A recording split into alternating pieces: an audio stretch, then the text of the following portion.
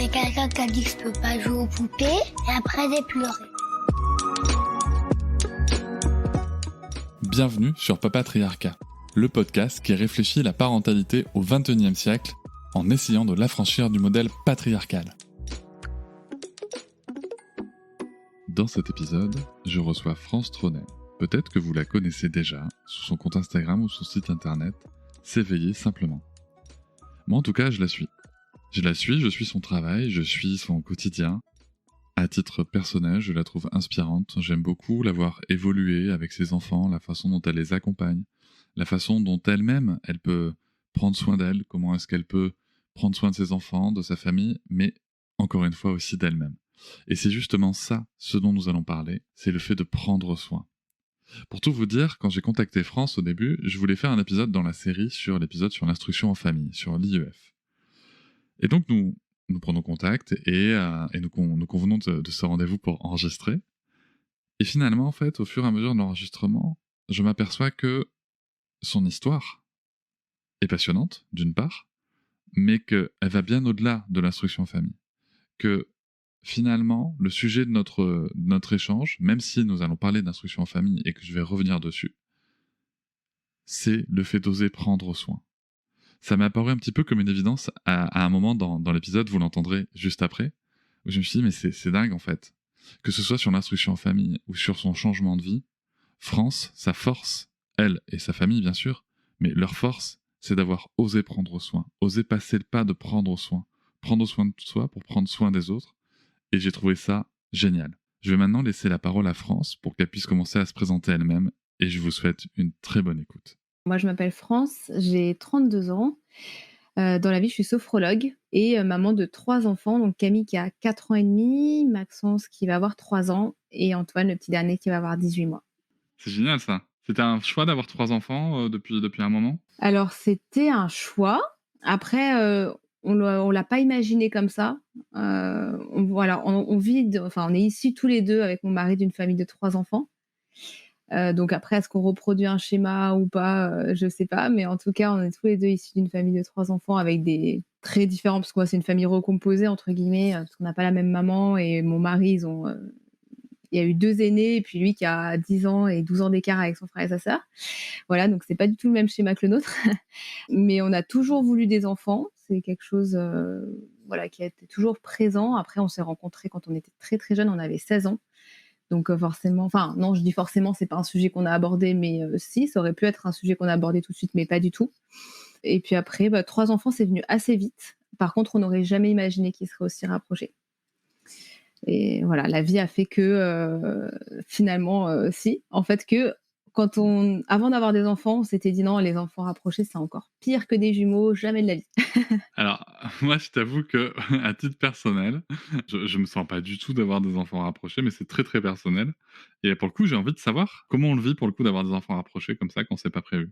Bah, en fait, c'était ni prévu ni pas prévu, mais si tu veux, on a eu notre aîné, ça a été très, très compliqué, les premiers mois.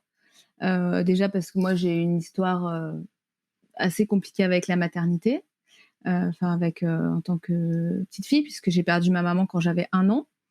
Donc elle est décédée d'un cancer quand j'avais 1 an et donc mon papa s'est remarié et j'ai été adoptée ensuite par, du coup sa seconde femme quand j'avais 7 ans.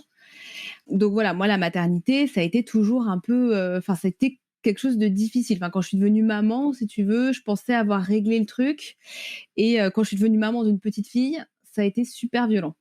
Voilà, ça a été super violent parce que maman déjà, j'avais, à l'époque 27 ans, ma maman est décédée quand elle en avait 30. Donc ça peut paraître, un petit peu bête et rationnellement ça l'est, ça a aucun sens, mais moi jusqu'à 30 ans, j'étais un peu, c'était quelque chose qui me faisait vraiment flipper, quoi. J'avais peur de mourir tout le temps. Voilà, je deviens maman d'une petite fille, donc dans la famille du côté de mon mari, il y avait que des petits garçons. C'est ça qui est fou, c'est qu'il y a 8 cousins-cousines du coup, mais Camille est la seule fille. Donc je me dis qu'il y avait je sais pas, il y avait un truc quoi, tu vois? Il y a un message. Il y avait que des garçons et puis là, je tombe enceinte d'une petite fille et je pensais avoir réglé plein de trucs et puis finalement, enfin, je pensais que c'était derrière moi, en fait. Tu te dis au bout de 25 ans, j'ai réglé tout ce que j'avais à régler et en fait, je pense que quand tu deviens parent, je sais pas, mais en tout cas maman, ça te saute à la tête en fait. Si t'as pas réglé un truc, tu prends la claque au moment où tu deviens maman, quoi. Et du coup, moi, j'ai eu un retour de bâton avec notre aîné, où vraiment, ça a été très, très compliqué, de moi avec moi-même, de moi avec elle. On a mis du temps à tisser le lien, même si, je l'aimais de façon inconditionnelle, mais, ça a été, difficile de tisser un lien vraiment avec elle, parce que moi, j'avais pas réglé, quoi, tout ce que j'avais à régler. J'étais encore vraiment très en colère, par rapport à mon histoire. Donc, tout ça, il a fallu vraiment, bosser dessus. Voilà, donc je me suis fait accompagner moi, on s'est fait accompagner en couple aussi, parce que forcément quand il y en a un des 2 qui va pas bien, du tout, le couple en prend un coup aussi. Donc alors, enfin en tout cas nous à chaque fois ça a été comme ça. Je sais pas si c'est une science exacte, mais en tout cas nous à chaque fois qu'il y en a eu un qui était au fond du trou, bah forcément, le couple a pris vraiment du plomb dans l'aile aussi. Avec un bébé de 6 mois au milieu de tout ça aussi, ce qui n'aide pas. Et puis en fait après, la question du deuxième est venue au moment où voilà, tout ça s'est un peu apaisé et où moi je me suis dit, que je serais capable, pas d'aimer de la même façon, parce que je pense qu'on n'aime pas 2 enfants de la même façon de toute façon, mais en tout cas d'aimer aussi intensément un deuxième enfant, quoi. Et en fait, on a eu cette chance, les 3 fois d'ailleurs, hein, où à chaque fois on s'est dit: «Bon ça marchera pas de toute façon du premier coup», et en fait les 3 fois ça marchait du premier coup. Donc c'était plus ou moins attendu si tu veux, mais c'était désiré, mais c'est vrai qu'à chaque fois je m'étais dit, oui j'avais cette peur aussi au début de pas tomber enceinte. Alors pourquoi? Il y avait aucune «raison» entre guillemets, que j'aurais pu savoir ou que voilà, il y avait pas d'antécédent, il y avait rien, mais pourtant c'était une vraie peur pour moi. Et puis voilà, du coup, la question du deuxième, bah, ça arrivait très vite et Antoine aussi de la même façon, le dernier. Donc c'était désiré mais pas attendu forcément, si proche. C'est particulier. Je comprends qu'on veuille pas d'enfants rapprochés parce que c'est sacrément sportif et c'est pour ça qu'on me demande beaucoup: «Est-ce que tu conseillerais d'avoir des enfants rapprochés?» Moi, je conseille pas grand-chose. Enfin, puis je pense que c'est vraiment, super, personnel, en fait. Et puis c'est tellement intime dans la famille parce que nous, on a un contexte où finalement, bah, ça s'est fait naturellement et voilà, on dort bien aussi. Enfin, tu vois, il y a plein de choses qui font que ça s'est bien passé aussi parce qu'on est dans un contexte particulier. Est-ce que ça se serait bien passé avec 3 autres enfants? Je suis pas sûre, tu vois? Donc voilà et puis bon, maintenant ils sont encore petits, donc peut-être que ça sera compliqué dans quelques mois ou dans quelques années, mais voilà, je pense que c'est vraiment une question de contexte, d'enfants, de parents, ça se passe pas forcément toujours bien, comme finalement ça se passe pas forcément toujours bien quand ils ont beaucoup d'écart non plus, quoi. Il y a pas de faut se Ouais, bien sûr, focaliser. il y a pas de recette, en tout cas, miracle. Moi, je sais que, tu vois, comme je te disais, juste avant, c'est que moi, ça par rapport à ce que j'ai appris des enfants rapprochés, moi, personnellement, il y a des choses que je ne me sens pas d'affronter, tu vois? De vivre, en tout cas. Notamment, des besoins très, très intenses sur plusieurs enfants comme ça. Moi, je sais que sur mon quota de patience et d'acceptation, si tu veux, de tout ça, je suis à peu près sûr que c'est pas bon. Donc, je préfère vaut mieux pas essayer, mais c'est très personnel. Je connais aussi plein de gens qui sont très, très contents d'avoir fait ce choix-là, que ce soit pour des raisons matérielles ou quoi, mais il y a aussi plein de gens qui en sont ravis et tu pas l'air du tout malheureuse de vivre ça. Non, non, on est super heureux, mais c'est vrai que ça fait bosser certaines choses, quoi. Et tu parlais enfin la patience, les limites que j'avais il y a 4 ans, c'est plus les mêmes maintenant, tu vois? C'est vraiment, ils m'ont fait bosser sur moi, sur ma patience, sur ma bienveillance, sur mon lâcher prise, ce voilà quoi. Il y a des choses effectivement, que j'aurais, jamais pensé possible il y a 4 ans, quoi. Et puis finalement, bah, tu te retrouves dans une situation où, c'est possible et puis voilà et puis aussi parfois parce que tu as pas le choix, quoi. Et mais aussi tu parlais de besoins intenses, effectivement, ils ont énormément de besoins, enfin tout petits, nous, les derniers ont 15 mois d'écart donc voilà, à 18 mois et 3 mois, c'est super, par exemple, c'est quand même très intense. Voilà, il peut y avoir des trucs. Bah, ce que j'ai remarqué, c'est qu'aussi dans la fratrie, ils ont pris le relais, en fait, entre eux. L'aînée qui s'occupait, bah, de l'un ou de l'autre, enfin qui s'occupait, en tout cas qui allait voir, qui était, vraiment aussi, accompagnante. Voilà, quand il y avait, bah, un cas de force majeure où de toute façon tu n'as qu'un corps et 2 bras de toute façon donc voilà et puis après tu trouves des solutions, tu portes 2 enfants en écharpe, voilà, il y a des fois où tu trouves des ressources insoupçonnées où 2 enfants sont chacun dans un bras Et puis voilà, après beaucoup d'explications, de verbalisation. Voilà, là tout de suite, regarde, je ne peux pas, je m'occupe de ton frère. Voilà, aussi mais bon, de patience aussi, hein, clairement. Mais encore une fois, ça s'apprend parce que je pense que je suis pas la même maman qu'il y a 4 ans. Enfin, c'est sûr d'ailleurs, je suis pas du tout la même maman qu'il y a 4 ans. Et ils m'ont appris beaucoup. Voilà. Ils m'apprennent toujours beaucoup d'ailleurs. Pour le coup, pas besoin d'aller à la salle de sport en portant Ah mais ton non, mais enfant. j'ai repris le sport et franchement, je pensais que ça serait une catastrophe et en fait, j'ai pas tant perdu que ça parce qu'effectivement, on fait du gainage d'une certaine façon et on a les bras pas trop mal développés parce qu'effectivement, ça maintient. Ça maintient, voilà, je cours après les draisiennes, et mine de rien, ça bosse quand même. Je pensais que ça serait bien la reprise serait bien plus difficile que ça finalement. Et ta grande, elle est en âge d'aller à l'école? Oui. Comment ça se passe? Camille, elle a été à l'école même, mais là, on est en instruction en famille. Elle a commencé à l'école, complètement classiquement. En fait, la question en fait de l'instruction en famille s'était déjà posée, parce que c'est une enfant un peu atypique, voilà, avec plein de sensibilités, et donc la question s'était déjà posée en fait avant qu'elle rentre à l'école, du coup à 3 ans et demi, parce qu'elle est de relativement début d'année, donc elle devait faire sa rentrée à 3 ans et demi. Et puis finalement on s'est dit on va essayer dans le système classique, école privée, très sympa, la maîtresse qu'on avait rencontrée hyper bienveillante, qui nous propose de faire des matinées, donc on s'est dit pourquoi pas, on va essayer, comme ça au moins on aura le choix, tu vois, de se dire ok, on va voir ce qui se passe quoi. Et donc l'année se passe très bien.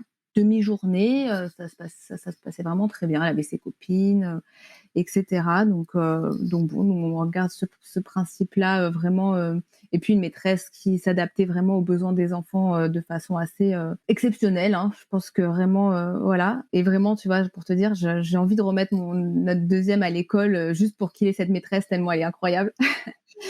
Parce que c'est vraiment non seulement une très bonne instite et en plus quelqu'un d'extrêmement bienveillant, avec tous les enfants dans leur individualité, quoi. Ce que j'ai trouvé super génial, malgré le fait qu'elle avait des contraintes, de 28 enfants, quoi. Et puis ce qui s'est passé, c'est que donc l'école propose un saut de classe. Nous, on fait confiance, parce qu'on n'avait pas d'avis sur la question, ni vraiment sur enfin voilà, ni sur la pédagogie, enfin de son niveau, on va dire, scolaire, purement scolaire, ni sur sa capacité à s'adapter avec des enfants plus grands, parce que finalement, nous, on la connaît à la maison, mais c'est difficile, je trouve, de juger de comment elle est à l'école, et cetera, puisqu'on n'y est pas. Donc, on fait confiance, psychologue scolaire, test, voilà, toute la batterie voilà, réunion pédagogique, ça a été extrêmement compliqué, parce qu'a priori un saut de classe en maternelle, ça se fait pas trop. Enfin, en tout cas, alors, chez eux, ça se faisait pas trop. Et puis ce qui s'est passé, c'est que, elle fait son saut de classe, donc elle saute une classe, elle rentre, en grande section. Et là, par contre, ça s'est très mal passé. Ça s'est très mal passé, je pense qu'il y a une conjonction de facteurs, une maîtresse qui a eu beaucoup plus de mal à s'adapter, des enfants plus grands, une classe aussi a priori qui était un petit peu plus, rentre dedans, un petit peu plus, voilà, avec des violences pour le coup physiques, et du coup elle a commencé à développer, des TOC, donc à mâcher, à mordre en fait tout ce qu'elle avait sous la main, donc des gommes, des tubes de colle, tout ce qu'elle avait sous la main, des pinceaux. Dès qu'elle allait à l'école, en fait, elle se mettait à tout mordre, de stress, de contrariété, d'ennui aussi. Donc elle a développé ça, elle mangeait plus. Donc le matin, en fait, pour partir à l'école, impossible de la faire manger. En fait, que bon, Camille, ça a toujours été un enfant qui mangeait beaucoup de tout. Enfin, voilà, on n'a jamais eu de difficultés alimentaires. Et à la rentrée scolaire, au bout de quelques jours, parce qu'au début, elle était très contente, hein, de sauter une classe, de trouver d'autres copains, et au bout de quelques jours, ça s'est vite dégradé, quoi. Donc elle a plus mangé, terreur nocturne. Alors les terreurs nocturnes, c'est pas ce qui nous a le plus inquiété, parce qu'elle en avait déjà fait. Oui, ça arrive. Voilà, c'était pas forcément si caractéristique que ça, mais couplé effectivement au TOC, des charges en fin de journée, des hurlements, des pleurs le matin. Très compliqué d'aller à l'école. Enfin, quand je dis très compliqué, c'est un euphémisme, hein, c'est des pleurs, des hurlements, etc. Donc en fait, ça s'est très vite arrêté parce que après 1-2 réunions avec la maîtresse, ça s'est fait vite, hein, en fait, hein. On a pris la décision très vite parce que la maîtresse nous dit moi je peux pas faire plus que ce que je fais. On peut pas faire sauter d'autres classes parce que de toute façon elle est trop jeune. que nous, de toute façon, on ne voulait plus de saut de classe, c'était pas possible. Donc du coup, on a pris la décision assez vite en fait de la déscolariser et on l'a vraiment récupérée vraiment pas bien, que ça soit physiquement parce qu'elle dormait très peu, elle mangeait très peu, et puis psychologiquement vraiment affectée en fait par son passage à l'école parce qu'elle avait été harcelée, enfin tapée, griffée, moquée. Voilà, donc on parle d'enfants de 5 ans, hein, donc c'est quand même, voilà, ça a été ce qu'elle a vécu, ça a été quand même tous les jours revenir avec des griffures, des morsures, des coups. Et puis en plus des violences qu'elle subissait aussi, enfin, elle a été moquée parce que, en fait, par exemple, elle mettait un truc à la bouche, elle mordait, donc c'était un bébé, etc. Et plus elle était moquée, plus elle était pas bien, plus elle avait ce genre de toc, de comportement, tu vois, très nerveux, hein, très nerveux. Et donc on l'a récupérée vraiment plus envie de grand chose en fait. Ça peut paraître fou au bout d'un mois, mais pourtant ça a été le cas, hein. Qu'est-ce que tu as envie de faire? Je sais pas. Et puis j'en parlais un petit peu sur les réseaux par rapport à la confiance en elle au plus bas. Voilà, parce que bon après forcément ce qu'elle a, voilà, entre guillemets, nous quand on est même en tant qu'adulte, hein, prendre des violences comme ça. Et la décision s'est vite prise parce que finalement j'ai dit à mon mari: écoute, nous en tant qu'adultes, on pourrait pas endurer ça. Je veux dire, si c'est un adulte qui te dit je pleure tous les matins pour aller au boulot, ou qui développe ce genre de troubles, qui mange plus, qui dort plus, on se pose pas la question, on lui dit change de taf quoi, en fait, arrête, tu te fais du mal. Et nous on lui dit continue, ça a pas de sens en fait. Donc dès qu'en fait on a mis ça en perspective, on a dit c'est bon, on arrête. Et du coup, donc on l'a récupéré en instruction en famille. Et là, du coup, le gros du travail, c'est vraiment de reconstruire, en fait. Tu vas reconstruire un peu l'étincelle, l'envie d'apprendre, mais d'être actrice, en fait, de son apprentissage. Parce que jusque-là, au début, c'était vraiment le petit oisillon, tu sais, qui ne sait pas manger tout seul, qui ouvre la bouche et qui attend qu'on lui dise ce qu'il faut qu'elle fasse, quoi. C'est vraiment ça. Et du coup, là, j'étais en fait que son frère, donc le deuxième, n'avait pas encore en âge d'être scolarisé, Maxence, parce qu'il aura 3 ans en janvier, donc il est de 2019, il sera en âge d'être scolarisé à la rentrée. Et vachement acteur dans son apprentissage, il est super moteur en fait. Et Camille a été dans un truc où elle attendait en fait, qu'on lui propose de faire des choses, que tu vois, elle avait tout à disposition, mais elle savait pas. Elle savait pas ce qu'elle avait envie de faire. Et j'ai vu vraiment le switch cette année où en fait elle créait beaucoup jusque-là. Faisait beaucoup de peinture, de dessin. Et là, tu as envie de le faire, oui, vas-y. Et en fait, non, j'ose pas passer le pas. J'ai peur de rater, j'ai peur de pas y arriver.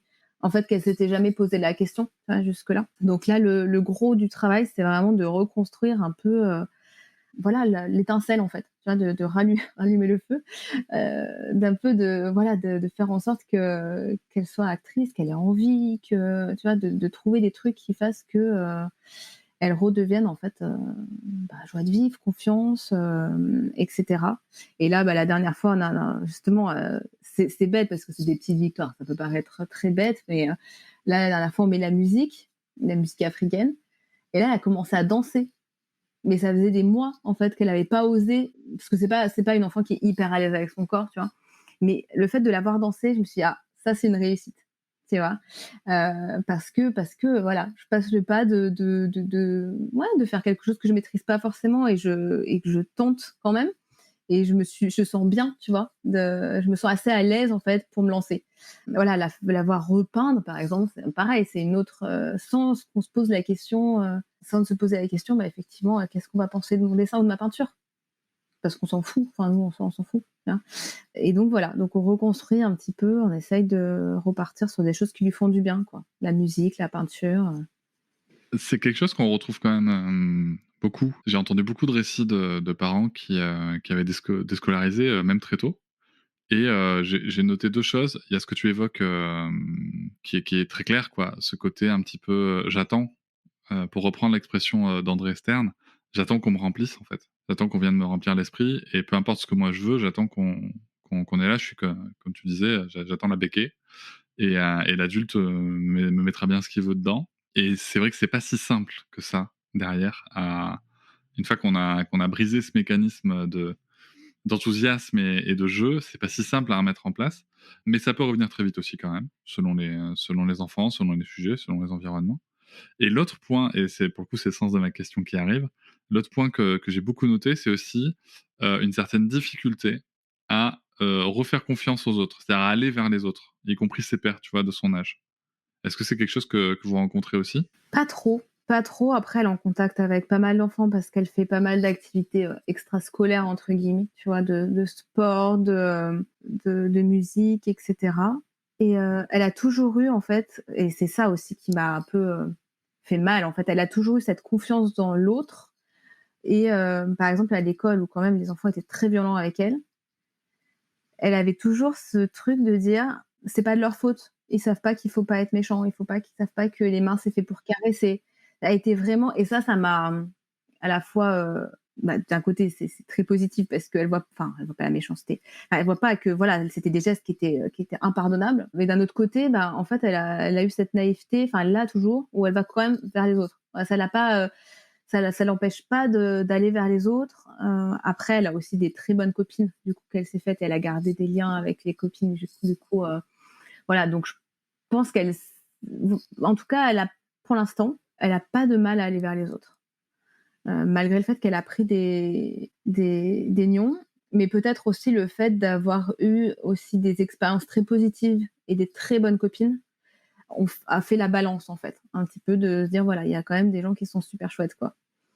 Donc voilà. Mais c'est pour l'instant le contact social, enfin en tout cas, pose pas trop, ça l'a pas trop emprunté, et heureusement parce que c'est vrai que C'est dur, hein. C'est pour le coup quand ces 2 niveaux sont impactés, et ça arrive malheureusement assez souvent. Pour le coup, c'est dur parce qu'en plus, le parent, pour le coup, peut se sentir un peu démuni parce que c'est complexe, tu vois, quand ton enfant, il a plus trop confiance pour jouer tout seul, et puis qu'on peut pas compter sur l'entraînement d'autres enfants, tu vois, pour relancer la machine, ça peut être compliqué. la confiance, tu vois, ça a été un vrai sujet, et justement parce que c'est plus moi qui ai poussé pour l'instruction en famille, et c'est plus moi qui étais actrice de dire stop, que mon mari, et je lui ai dit en fait: «Il faut qu'elle continue à nous faire confiance». Là, elle est en train de nous raconter qu'elle se fait harceler, que enfin physiquement et psychologiquement, et en fait nous on ferait rien, Et qu'elle est violentée, quoi. et c'est ça, et que je dis: «Tu te rends compte que en fait on va briser la confiance qu'elle a en nous aussi, parce qu'on est là en fait à regarder ça, à savoir ce qui se passe, parce que alors parfois tu sais pas, donc bon quand tu sais pas, voilà, j'ai envie de dire quand tu sais pas tu peux pas savoir quoi, voilà, tu peux Non, mais rien, c'est enfin, tu sûr. peux pas bouger, mais là Faut je dis pas on non plus sait». non, mais excuse-moi, j'ouvre la parenthèse, faut pas non plus culpabiliser les parents, des fois, on sait pas ce qui se passe à l'école, et puis, l'enfant n'en parle pas, et voilà, donc C'est c'est ça, pas non, non, mais forcément évident. c'est, Mais des fois, on bien sait. sûr. Parfois on sait, et effectivement, et parfois on sait et on peut pas prendre de décision aussi. Nous, on a eu cette «chance» entre guillemets de pouvoir prendre la décision rapidement parce qu'on est tous les 2 indépendants, parce que, voilà, on a eu cette chance-là aussi de savoir, d'une part parce qu'elle a parlé, et que, d'une part parce qu'elle verbalise très bien, et ce qui est pas forcément évident non plus à 4 ans, d'avoir eu des témoins adultes aussi. Voilà, il y a plein de choses, de circonstances qui ont été mises en place. Mais c'est ce que je disais à mon mari, effectivement, on a tout qui sont mis en place pour le fait qu'on puisse agir, ce qui n'est pas toujours le cas, effectivement, et c'est important de le dire. Mais nous, on avait tout, en fait. On pouvait aussi s'adapter, et ses frères restaient à la maison, tu vois. Donc, on avait déjà les moyens, si tu veux, en termes techniques, qui faisaient qu'on pouvait la garder aussi à la maison. Écoute, tu parfaitement ma question suivante. C'est presque, alors je précise que France n'a eu aucune liste de questions.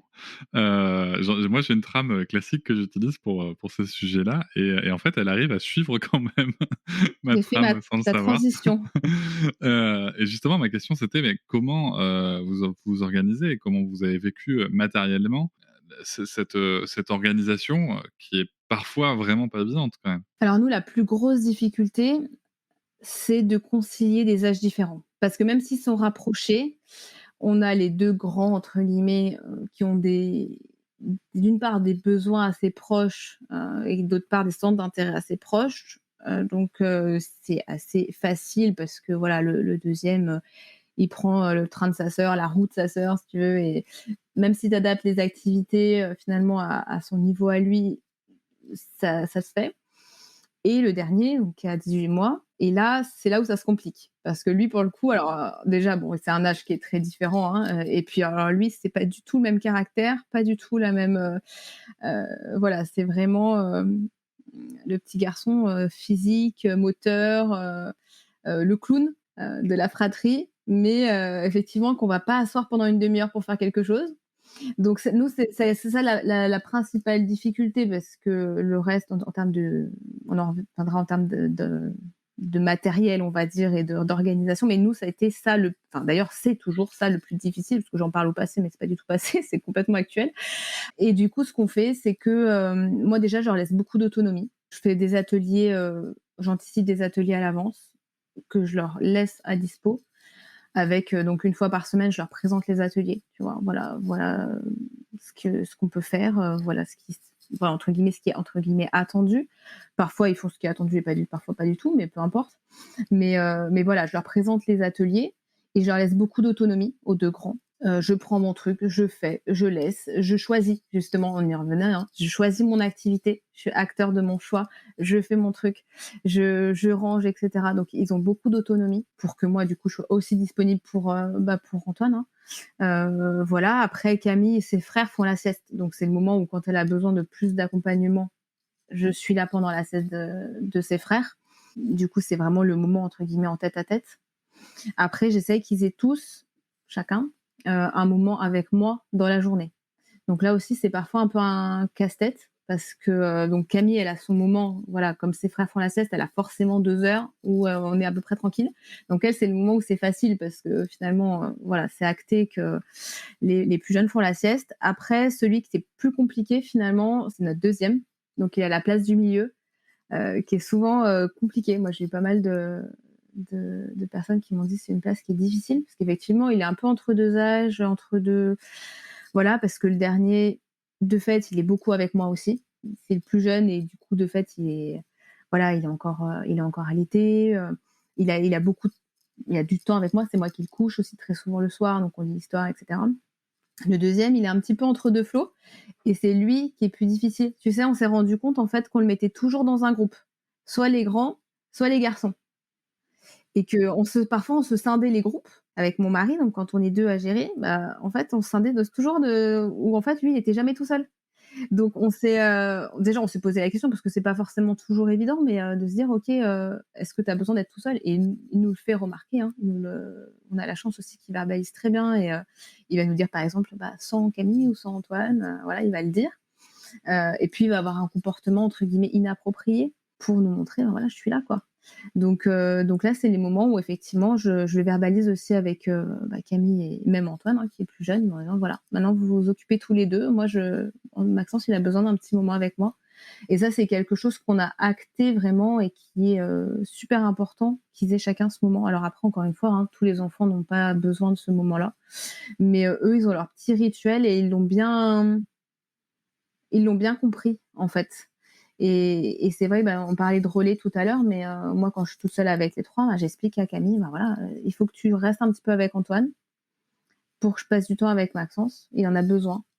Il a besoin de ce temps tête à tête. Et puis ensuite, je passerai du temps avec toi. Mais là, pour l'instant, voilà, on en est là.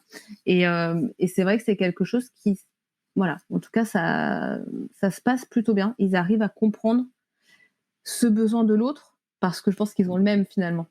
Camille, elle arrive à comprendre qu'il ait besoin de temps, parce qu'elle a besoin de temps, et que je lui accorde ce temps. Donc voilà, mais c'est un casse-tête logistique aussi, par moment. Et on a la chance qu'ils jouent bien ensemble quand même. Je t'avoue que là, quand tu m'en parles, je me dis, attends, ok, d'accord, tous les jours, un temps solo, d'accord, ça, et elle travaille, et elle fait du sport, et donc je me permets, je m'autorise à penser qu'il y a aussi une grosse implication du couple, quand même, enfin des deux parents, quoi. Alors, en termes on va dire, de logistique pure et dure, oui, on s'est investis tous les deux. Moi, après, je suis à la maison, on va dire, je garde les enfants 4 journées sur les 5 de la semaine.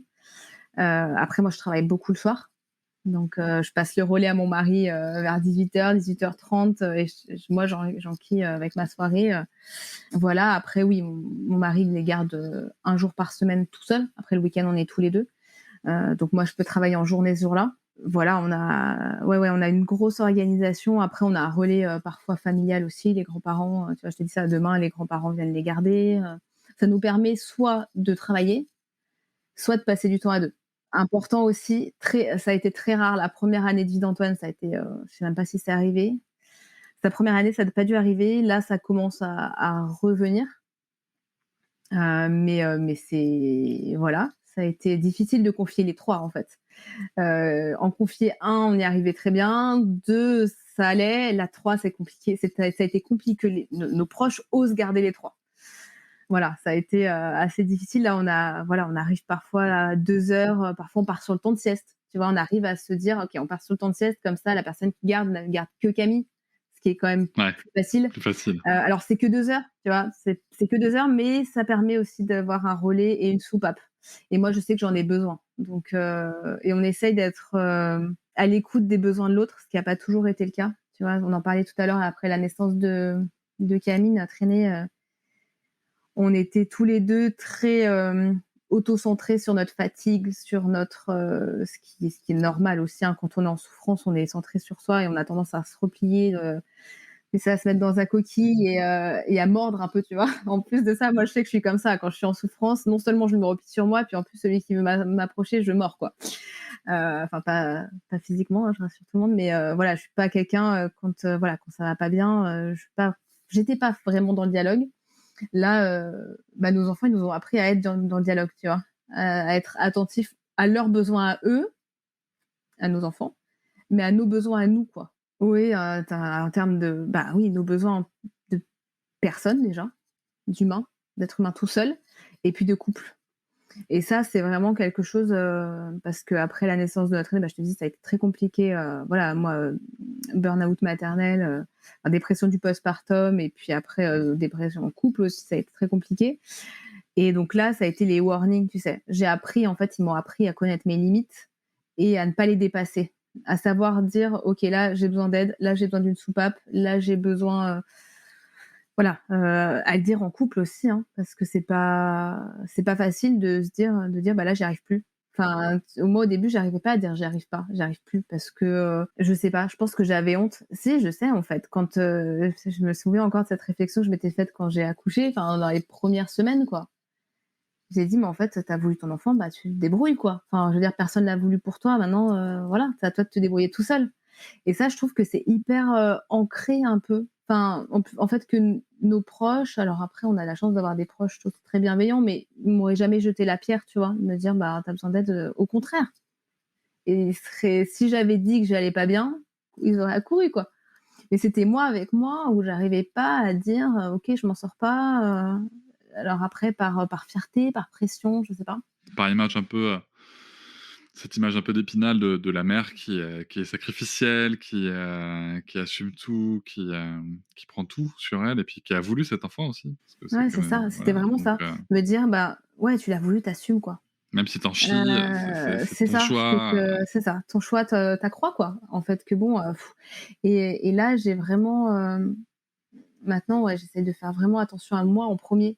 Ça peut paraître hyper égocentrique, mais même avant le couple, de faire attention à moi. Parce que je sais que si je fais pas attention à moi, je suis pas là ni pour mon mari, ni pour les autres, en fait, ni pour mes enfants. Moi, j'arrive pas, je peux pas. Si moi je vais pas bien, j'arrive pas à être là pour les autres, et même dans mon métier, je peux pas être là pour les autres si moi je suis, vide de toute énergie, de toute patience, de toute bienveillance. Donc j'essaie de me remplir, tu sais, c'est l'image de la carafe un peu, hein. Tu peux pas donner de l'eau à tes enfants si, la carafe elle est vide. Bah, c'est ça, quoi. J'essaie de remplir ma carafe, de faire des choses qui me font du bien à moi, pour pouvoir ensuite prendre soin des autres. bah, tu sais, sur que ce soit dans les accompagnements personnels, que moi j'ai en tant que thérapeute et ou même j'ai un atelier sur le sujet, sur la gestion de l'énergie, tout ça, j'ai souvent cette phrase de dire aux gens que avoir de l'énergie pour les gens qu'on aime, c'est le plus beau cadeau qu'on puisse leur offrir pour moi. C'est le plus beau cadeau. Sauf qu'à un moment, cette énergie, beh, faut bien la remplir et c'est pour ça que quand on parle d'égocentrisme, de machin, non, en fait, c'est juste, quand on sait comment ça fonctionne, c'est juste une question de presque de logique, tu vois? Et ça, je trouve que c'est quelque chose, en parentalité, je me demande des fois si on n'est pas obligé de passer par ce statut de j'ai trop donné, tu vois, pour comprendre que fallait pas autant donner et revenir un peu en arrière et se recalibrer, quoi. J'ai rencontré que très peu de parents qui ont réussi à tout de suite doser, quoi. Ouais, mais je pense que c'est valable pas que pour la parentalité. Enfin, tu vois, souvent, tu as besoin d'être un peu dans l'extrême pour trouver le juste milieu, quoi. Enfin, en tout cas, moi, j'ai beaucoup fonctionné comme ça dans ma vie, tu vois, que ça soit pour la nourriture, que ça soit pour pas mal de sujets, pour le boulot aussi. Parce que j'ai dû passer par un burn-out au boulot pour me dire non, mais attends, tu rigoles, tu vas pas continuer comme ça, en fait. Tu vois? En fait, que je savais. Au fond de moi, je savais. Ma petite voix, elle me disait, mais j'écoutais pas. Et ça faisait des années que je me disais, mais non, c'est pas ça que tu veux faire. Mais en fait, je me disais: «Allez non, continue, c'est bien, ça se fait bien dans la société, c'est bien pour toi, c'est bien pour faire plaisir à un tel ou un tel, vas-y continue», tu sais? Puis ce truc genre, no pain no gain quoi, tu vois? Vas-y continue, va à fond, défonce tout, enfin non, enfin voilà, c'est un peu caricatural, mais c'était ça quoi. Vas-y continue, de toute façon si tu veux avoir un bon métier, tu sais, un bon métier, un bon statut, un bon machin, bah non, il faut que tu en chies quoi. Et ça, c'est un truc que j'ai déconstruit complètement, quoi, tu vois? Pour moi, tout était laborieux. Tout devait être laborieux pour valoir la peine, en fait. Et en fait, non. Enfin, je veux dire, alors ça peut être, tu vois, aujourd'hui, on travaille, on est tous les 2 indépendants et on travaille tous les 2 et on travaille tous les 2 beaucoup, mais j'ai pas cette sensation de, justement, no pain, no gain, quoi. Tu sais, d'en chier pour arriver à mon objectif. J'ai l'impression de faire quelque chose qui est juste pour moi et du coup d'avancer et que, alors je sais pas si j'ai vraiment un objectif, mais en tout cas que ça se enfin, tu vois, c'est beaucoup plus fluide, quoi. Et pour les enfants, finalement, c'est pareil. Enfin, pas dans un truc où c'est laborieux, quoi. Et c'est eux qui m'ont appris ça aussi en me disant: «Bah, en fait, si ton apprentissage, il est juste pour toi à un moment donné, ça va être fluide. Si par contre c'est pas le bon moment ou pas le voilà, où ça les planètes sont pas alignées, tu vois? C'est pas le bon moment, pas la bonne compétence, machin. Là par contre c'est verrouillé et tu peux tout faire, enfin voilà, tourner le truc dans tous les sens, ça passera pas quoi. C'est tout le sujet, d'être aligné, mais ça demande aussi un travail sur soi, hein, ça demande de bien se connaître, clairement, ça demande de déconstruire beaucoup de choses. En termes de messages, en termes d'enfants intérieurs, en termes de beaucoup de choses, en termes de système aussi. Enfin voilà, ça demande vraiment de déconstruire énormément de choses. Mais en même temps, derrière ça marche. Le propos que tu tiens, ça me rappelle vraiment beaucoup un passage dans notre épisode avec André Stern, épisode 13 pour celles et ceux qui voudraient l'écouter, où justement André explique que c'est marrant, on avait un truc qui marchait bien, qui est le jeu et l'enthousiasme, et puis on l'a remplacé par la peine et l'effort. C'est assez cocasse. Et je pense qu'on confond beaucoup le fait de fournir de l'énergie et de fournir un effort. Ce sont vraiment deux choses différentes. C'est-à-dire qu'on peut, et surtout en plus, le coût en énergie est beaucoup plus important quand on fait quelque chose qui demande de l'effort, qui nous demande de l'effort. Donc c'est ça qui, alors qu'on peut faire énormément de choses qui nous enthousiasment, avec finalement une dépense d'énergie globale qui va être assez faible. Mais je pense que tu l'as bien saisi avec l'organisation que tu as. Je m'autorise à penser que si tu n'étais pas dans cette dynamique-là, juste en fait, ça passe pas, quoi. Ah c'est sûr. Non mais c'est sûr, voilà, je pense que si on n'était pas, portés par l'enthousiasme, on pourrait pas, tu vois? Et que ça soit et que porté aussi, bah, par l'enthousiasme pour nos boulots et puis, par l'amour aussi, tu vois? Et puis par la famille, en fait. Tu vois? C'est con, mais on est une tribu, en fait, un peu un clan et on se porte un peu les uns les autres, tu vois? Et moi, je sais qu'il y a des soirs où, je pourrais, dire: «Oh non, j'ai pas envie de partir» et en fait, bah, je suis enthousiaste, j'ai envie d'y aller.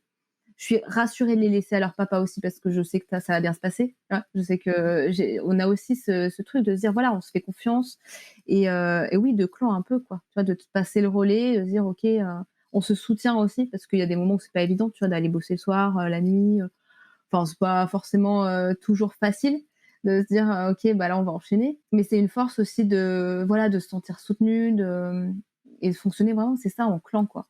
Et puis pour revenir sur ce que tu disais, ouais, se connaître soi, enfin, franchement, moi, je fais partie des personnes qui pensent qu'une psychothérapie, tu sais, au moins une psychothérapie dans une vie ou un accompagnement dans une vie, c'est juste, enfin, indispensable. Je sais pas si c'est indispensable, mais franchement, c'est un cadeau à se faire, quoi. C'est vraiment un cadeau à se faire et pour la petite histoire, moi, quand j'ai arrêté mon travail, salarié, parce que alors, pour revenir juste remettre dans le contexte, j'étais diplômée dans la finance à la base, tu vois? J'ai bossé 6 mois, et ça s'est mal terminé et en fait, j'étais repartie dans mon schéma où je me disais: «Allez, je vais rechercher du boulot, quoi» et c'est mon mari qui m'a dit: «Allô, non, en fait, non, non, ça va pas, en fait, tu veux pas rechercher du travail parce que en fait, que tu aimes ce que tu fais? Non, je déteste ça. OK, et tu es en train de me dire que tu vas continuer à bosser là-dedans? Et là, je me suis dit: «Ouais, en fait, peut-être que non». Et mais en fait, je fais quoi? Et en fait, tu vois, il fallait que je déconstruise, 7 ans d'études après le bac, tu sais? Je me dis: «Mais attends, mais en fait, j'ai fait tout ça pour rien?» Au début, c'était ça, tu vois? Et c'est pas pour rien parce que, tu vois, ça m'a construite et ça m'a aussi dit ce que je voulais plus faire. Et c'est à ce moment-là où je me suis dit: «OK, je vais faire un accompagnement sur moi», tu vois? Je vais réfléchir à ce que je veux faire, ce que je veux plus faire, ça je le savais. C'était beaucoup plus clair ce que je voulais plus faire et puis surtout, bah, voilà, de me dire: «OK, maintenant il va falloir faire la paix avec plein de trucs, quoi». Tu vois, il y a des trucs que tu as pas digérés, il y a voilà et franchement, ça a été un sacrifice parce qu'à l'époque, ben, moi, du coup, je bossais plus. Mon mari était étudiant, donc il gagnait des cacahuètes. On était tous les 2 plus chez nos parents, tu vois? Donc voilà, on vivait ensemble, mais il fallait l'assumer financièrement aussi et ça a été, un sacrifice, bah, en temps, enfin sacrifice, ouais, si, un sacrifice financier en tout cas et puis en temps de se dire: «OK, maintenant il faut travailler sur soi». Enfin, en tout cas, moi, ça a été le plus beau cadeau que j'ai pu me faire et puis ça m'a ouvert plein de portes, bon, déjà professionnellement, mais aussi au niveau de l'apaisement. Enfin, aujourd'hui, les relations qu'on a en famille, c'est grâce à ça. Parce que moi, je me sens, voilà, je me sens apaisée, et faire la paix avec son histoire aussi, avec, il y a des histoires qui sont plus faciles que d'autres, quoi. Voilà, bon, en tout cas, il y a des personnes qui ont plus ou moins de valises, c'est clair, mais je pense que, voilà, on peut faire la paix avec tout ça aussi et pour aller de l'avant, quoi. Et moi, c'est ce que je me suis dit. Je me dis: «OK, là, tu as beaucoup, beaucoup de valises, mais il y a un moment, tu vas pas rester bloquée là, quoi. Tu es là, tu es vivante, qu'est-ce qu'on fait? On peut continuer à t'enliser, mais et ça a été vraiment un vrai cadeau, ouais, cette thérapie, enfin ces thérapies, parce qu'il y en a eu plusieurs après, après il y en a qui te font avancer plus que d'autres et puis, voilà, il y a des personnes qui vont te faire plus avancer que d'autres et puis parfois aussi des moments où tu auras pas l'impression d'avancer beaucoup et puis ça va se débloquer. Tu sais, tu as des espèces de paliers où en fait, tu as l'impression de stagner pendant quelques semaines, quelques mois, puis en fait à un moment tu as une espèce de révélation, qui est pas une révélation en vrai, ça tombe pas du ciel comme ça d'un coup, mais c'est juste parce que tu as bossé, un petit peu derrière et que d'un coup ça tout s'éclaire, tu vois? Il y a un truc qui se délie et tu dis: «OK». Mais voilà, il y a pas forcément, c'est pareil, on rencontre pas forcément toujours la bonne personne, la première personne, voilà, ça a pas forcément matché. Ça, je pense que c'est important de le dire aussi parce qu'il y a beaucoup de gens qui me disent: «Mais j'ai peur de pas rencontrer la bonne personne». Bah, c'est pas grave, il y en aura d'autres, tu vois? Et voilà, il y a des fois tu vas pas être à l'aise, il y a des fois, bon, voilà, c'est comme ça, mais Puis il y a des approches qui correspondent pas non plus, quoi. Je veux dire, c'est moi, si tu veux, dans mon approche, j'utilise beaucoup la programmation neurolinguistique et d'autres, en fait, et je compose et j'ai déjà rencontré des clients qui étaient plutôt, adaptés pour l'hypnothérapie, tu vois, par exemple, ou la sophrologie aussi et en fait, bah, déjà aussi, le professionnel peut renvoyer aussi, peut recommander ailleurs, quoi. c'est drôle que tu parles d'hypnothérapie parce que justement moi j'ai fait appel à l'hypnose et en fait la première séance que j'ai faite, j'ai catastrophe. J'ai pas du tout adhéré, machin et puis alors j'ose pas le dire, tu sais? Forcément, je dois pas dire au mec, «Bah, écoutez, non, ça a été une catastrophe». Enfin, moi, en tout cas, j'ai pas osé, j'aurais dû en plus et j'en parle avec, ma maman, du coup, adoptive, qui elle est hypnothérapeute et qui me dit: «Mais France, il faut le dire, tu sais, on a plein d'approches différentes» et parfois alors moi, sur le coup, j'arrivais pas du tout à visualiser, donc ça m'angoissait complètement de pas arriver à visualiser et en fait, du coup, j'ai retesté et puis j'explique à l'autre personne, du coup, parce que j'ai pas osé, aller voir le même thérapeute, que du coup, ça s'était mal passé la première fois pour telle et telle raison, que ça m'avait bloqué de pas arriver à visualiser. Et elle me dit: «Mais oui, mais en fait, OK, on va faire avec des mots», voilà. Et effectivement, en sophrologie, c'est pareil. Il y a des personnes, voilà, on adapte aussi notre approche, mais c'est pour ça que c'est important de dire effectivement, voilà, là, j'ai pas accroché, là, j'ai décroché, là, important de le dire, ouais, de dire effectivement parce que bon, d'une part d'une thérapie enfin d'un thérapeute à l'autre, ça peut changer et puis on a voilà, on a quand même plusieurs cordes à notre arc, quoi. Moi, ce que j'entends, si tu veux, quand tu racontes toute cette histoire, c'est que tu as osé prendre soin de toi et ça te permet d'oser prendre soin des tiens, à commencer par ta fille, que tu as osé mettre en instruction en famille et ça, je pense que je m'autorise à penser que ce chemin t'a conduit aussi à avoir la possibilité, mentale de prendre cette décision. Et pour revenir un peu sur le sujet, avant de terminer, je voudrais te demander comment tu organises l'apprentissage pour le coup? Est-ce que vous avez déjà vécu un contrôle? Et comment ça se passe? Alors non, on n'a pas été, du coup, contrôlés, encore. Je t'avoue que par rapport à Camille, je suis pas inquiète sur le niveau, on va dire des attendus. Voilà, ça me permet de m'enlever un stress aussi. Enfin, tu vois, j'ai pas ce stress du niveau scolaire pur. Donc je suis vraiment sur, ce qu'on disait tout à l'heure, être le plus, dans l'accompagnement du coup pour elle, tu sais, de lui faire des choses, de lui proposer des choses qui lui font plaisir et qui lui font du bien, donc que ça soit au niveau des thèmes, des activités. Nous, ce qu'on fait beaucoup et ce que Camille aime beaucoup, c'est fonctionner sous forme de projet.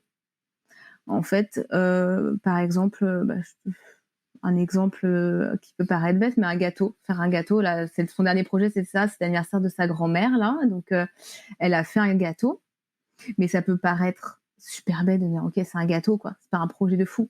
Bon, déjà, elle a 4 ans et demi, donc forcément, tu sais, c'est pas on parle pas de construire la tour Eiffel, quoi. Mais en fait, tu as plein d'étapes et c'est super important. C'est-à-dire que, par exemple, déjà, je cherche ma recette, je choisis ma recette. Je choisis, les ingrédients, je lis ce qu'il faut. Alors, Camille, elle est lectrice depuis un moment, donc je lis les ingrédients, je pèse, déjà, je prends les ingrédients qu'il faut, je pèse, je fais les étapes. Tu vois? Tout ça, c'est quand même quelque chose qui est, tu vois, qui permet de structurer, en fait, qui amène à un projet abouti. OK, j'ai un gâteau, quoi. Et donc ça peut être ça. Après, ça peut être, d'autres choses. Par exemple, c'est elle qui choisit ses projets en fonction de, ce qui est juste pour elle, justement. Et ça a été compliqué au début, de dire: «OK, je vais faire quoi?» Et en fait, ça peut être, là, on a un potager, donc préparer le potager pour l'hiver. Qu'est-ce que je peux faire? Donc je vais faire mes recherches pour savoir, bah, OK, l'hiver, qu'est-ce qu'on peut faire dans le potager? Donc voilà. Les oiseaux, comment, je voudrais prendre soin des oiseaux cet hiver? OK, comment on fait? Donc là, par exemple, bah, ce projet-là, je dis: «OK, bon, bah, trouve tes solutions. Qu'est-ce qu'on peut faire pour les oiseaux?» Donc je lui ai mis à dispo, tu vois, mon job entre guillemets, c'est que je lui mets beaucoup de choses à dispo, tu vois, des encyclopédies, parfois je fais des pré-recherches, tu vois, genre pour, voilà, pour qu'elle n'ait plus qu'à trouver l'info dans un truc qui est moins, un petit peu moins long que, 650 pages. Donc voilà, je fais des pré-recherches, mais OK, là, tu essayes de trouver l'info, qu'est-ce qu'on peut faire? OK, donc qu'est-ce qu'on va acheter? De quoi on a besoin? Est-ce qu'il faut qu'on aille acheter ou est-ce qu'on a déjà? Comment on peut, tu vois, fabriquer effectivement une mangeoire? OK, il y a plusieurs solutions. Est-ce qu'on peut faire avec de la récup? Enfin voilà. Et l'idée, c'est ça, c'est de lui mettre à dispo des choses et qu'elle aille chercher l'info aussi. Pas de pré-mâcher tout le temps. Parce que voilà, je trouve que c'est super important, bah, voilà, on disait d'enthousiasme, donc un projet qui lui parle. Après, si ça me parle pas à moi, franchement, je m'en fous. Tu vois, c'est pas un truc où, je me dis: «C'est ce qui est important, c'est que ça lui parle à elle, quoi». Moi, je fais un effort, tu vois? Si vraiment ça me parle pas du tout, bon, bah, c'est pas grave. Et après, bah, ouais, de lui mettre à dispo des choses qui lui permettent de faire son petit schmilblick et de revenir vraiment en me disant: «OK, bon, on va faire ça, il me faut ça et voilà, j'ai besoin d'aide pour telle chose» et voilà et ça, c'est super chouette, quoi. C'est vraiment quelque chose que je trouve, super, important parce que, voilà, j'ai toutes mes étapes pour arriver à mon résultat et ça structure, vraiment beaucoup. Après, nous, tout ce qui est formel et cetera, on en fait peu, tu vois? Très peu.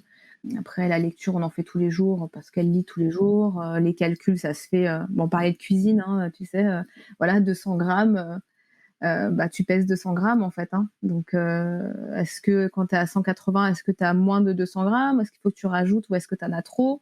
Ça peut paraître super bête, mais voilà, ça se passe comme ça. Il faut prendre 3 œufs, même avec Maxence, hein. OK, tu sors, il faut 4 œufs, sors-moi 4 œufs. Est-ce que tu en as bien 4? OK, on vérifie. Et ça se fait vraiment dans le quotidien, quoi. Je suis très, très proche de cette façon de faire, donc je comprends complètement et c'est vrai que ce que tu vois, tu parlais de projets qui peut paraître ridicule, mais moi, je trouve ça génial, au contraire, justement, de s'enthousiasmer pour un gâteau. Je trouve ça c'est la force de l'enfance aussi, tu vois? Je trouve ça extrêmement beau. Je voudrais te demander pour finir un peu, cette discussion, Maxence va aller à l'école l'année prochaine, normalement. Enfin, vous y pensez? De ce que tu Ouais, nous on as dit a émis l'idée. et pour le coup, pour ta fille, comment est-ce que vous voyez la suite? Est-ce que, vous souhaitez continuer l'instruction en famille? Est-ce que vous souhaitez, potentiellement lui reproposer l'école? Comment ça se passe? Alors, en fait, ce qu'on va faire, c'est qu'on va proposer l'école aux 2. Et c'est une des raisons pour lesquelles on a déscolarisé Camille, c'est que Maxence, si tu veux, c'était du coup, une je veux plus du tout aller à l'école. quand il voyait comment ça se passait pour sa sœur, c'était mais jamais de la vie j'irai à l'école. Donc c'est aussi une des raisons, c'est dit si on veut qu'ils retournent à l'école un jour, enfin nous on veut rien en fait, mais si on veut leur donner une chance d'avoir le choix, il faut pas les dégoûter, ni l'un ni l'autre. Donc c'est aussi une des raisons qui a fait qu'on a dit stop. Donc là, on leur proposera, en tout cas pour Maxence, et on reproposera à Camille. S'ils font le choix d'aller à l'école, enfin Camille, elle le fera vraiment de façon éclairée parce qu'elle a connu les deux situations. Donc c'est vrai que ça sera un choix qui sera plus éclairé, même si elle aura que 5 ans et que bon. Voilà, Maxence, je pense qu'il peut pas trop le faire de façon éclairée. Après, si on a Camille en instruction en famille, je pense qu'on gardera Maxence en instruction en famille aussi. Parce que tout simplement, enfin c'est, ça peut paraître débile, mais ça t'offre une liberté de rythme qui est incroyable. Et du coup, Maxence, je sais par exemple, tu vois que c'est un gros dormeur. Donc le matin, il faudrait qu'il soit prêt à 8h pour partir de la maison. À l'instant T, c'est hyper compliqué. Et puis avoir un enfant qui est libre de rythme et l'autre qui est soumis au rythme scolaire, je trouve ça très compliqué dans la logistique. En fait, parce que tu es quand même soumis à faire des allers-retours, parce que il faut qu'il y en ait un qui soit prêt à 8h et l'autre, en fait, c'est pas grave s'il n'est pas prêt à 8h, tu vois. Et je trouve qu'en termes de gestion familiale, c'est compliqué. Si tous les enfants doivent être prêts au même moment, ça se fait. Enfin, ça se fait plus ou moins facilement, mais voilà. Mais c'est vrai que je me vois pas dire à Léon, ok, tu as le temps de prendre ton petit déj tranquille, et puis à l'autre de dire, bon, là, maintenant, il va falloir se dépêcher, quoi. Je pense qu'en termes de gestion familiale, ça va être compliqué, en termes de gestion dans la fratrie aussi. Donc, très probablement que si on a Camille en instruction en famille, ce qui serait, je pense qu'il est très probable. Voilà, après, c'est pas... Voilà, on va laisser le choix, mais en tout cas, on aura la fratrie, tu vois, en instruction en famille. Si on peut, si on a l'autorisation d'avoir, voilà. Est-ce que tu as un mot à dire sur, pour finir, tiens, est-ce que tu as un mot à dire sur cette loi, sur comment tu as vécu l'annonce de cette volonté présidentielle et ce qui en a suivi? Ça a été difficile pour moi d'entendre ça, tu vois, parce que pour une question de choix, encore une fois, tu vois, de pas avoir le choix. En tout cas, qu'il soit très, parce qu'on peut toujours dire que tu vas avoir le choix, mais que ce choix soit fortement conditionné, on va dire. Parce que c'est vrai que voilà, toutes les familles peuvent être soumises aujourd'hui à ce qu'on a vécu avec Camille, tu vois, par exemple. Je pense que voilà, tu peux ne pas te sentir concerné quand tes enfants ne sont pas d'instruction en famille et que tu n'as jamais envisagé de faire l'instruction en famille, ce que je conçois, mais alors tout à fait, tu vois. Parce que je comprends vraiment à 100% les parents qui me disent bah, moi ça me dit pas du tout, et je le comprends tout à fait pour plein de raisons, mais c'est vrai que je pense que tu peux toujours être confronté à une situation où en fait ça sera une nécessité, et en fait c'est là où c'est compliqué de plus avoir le choix, ou en tout cas que ça soit un choix soumis à très fortes conditions. Voilà, donc encore une fois on va voir les décrets, ce qui va être acté finalement. Mais voilà, tous les enfants, pour moi, peuvent se retrouver malheureusement dans la situation dans laquelle s'est retrouvée Camille. Toutes les familles peuvent se retrouver, voilà, à un moment donné, on ne sait pas de quoi demain sera fait, en fait. Donc, on est tous concernés, tu vois, donc, globalement, pour une question, quand il s'agit de liberté. Donc, moi, ça a été compliqué de me dire, OK, on nous prive d'une liberté, encore d'une liberté, tu vois. Et c'est vrai que la liberté, c'est quelque chose pour lequel je milite tellement pour mes enfants, tu vois. Où j'ai envie qu'ils grandissent justement en étant le plus libre possible, d'être qui ils sont, d'aimer ce qu'ils aiment, d'aimer qui ils veulent. Et du coup, là, je me suis sentie super oppressée par ça, quoi. Parce que c'est pas du tout dans la lignée de ce qu'on essaye de leur transmettre au quotidien. De dire, OK, soyez qui vous êtes et soyez libre d'être vous-même, en fait. Et pour moi, c'était, ça allait un petit peu moins, mais l'annonce a été hyper oppressante pour moi, quoi. Bah écoute, je comprends bien ce que tu as ressenti et on va continuer de garder un œil sur tout ça. Je rappelle à nos auditeurs et nos auditrices que pour te retrouver, on peut te retrouver sur les réseaux et sur ton site internet avec le nom S'éveiller simplement. Et merci beaucoup, France, pour ton témoignage. Avec plaisir. Je vous remercie de m'avoir écouté. Je vous invite à vous abonner au podcast sur votre plateforme préférée et à me retrouver sur Instagram, TikTok, Facebook et sur le blog papatriarca.fr. À bientôt!